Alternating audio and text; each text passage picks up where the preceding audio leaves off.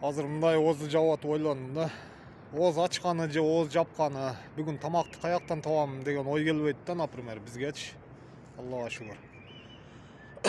Бүгүн кандай тамак жесем экен, же кандай тамак сатып алып жесем экен, ооз ачканы же ооз жапканы дейбиз. Могул Газада бүгүнкү бир нанды каяктан таап жесем экен деген ой келет. Газадагы элдергечи. Алардын үйлөрүн,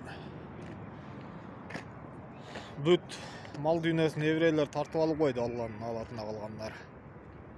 Аларды азыр полный дүйнөсү таштап койду, эч ким калбады жардам берген. Только өздөрү менен өздөрү выживание болуп аталардачы. Пайгамбарыбыз саллаллаху алейхи ва саллям айткан: Алакса мечитин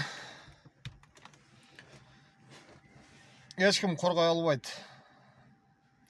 Только ошол жердеги Алаксанын тегерегиндеги бир бөлүк эл бар. Ошолор гана коргойт деген. Ошолор именно ошол газалыктар болот.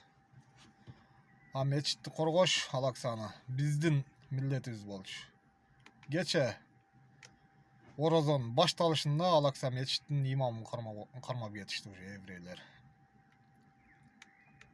Ошентип акырын алган аракет кылып атат.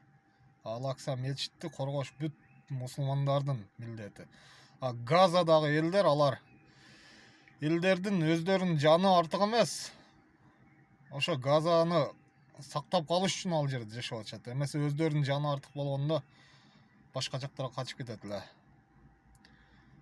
7-8 жашынан баштап алар ушунчалык динге бекем, ушундай пайгамбарыбыздын осуяттарына бекем болуп, ошо Алакса мечитти коргош үчүн ошол жакта жашап жүрүшөт. Жардырса дагы, башка кылса дагы. Биз эч нерсе кыла албай атабыз. Ошол тарапка да кичине жардам берип койсок жакшы болот эле негизи.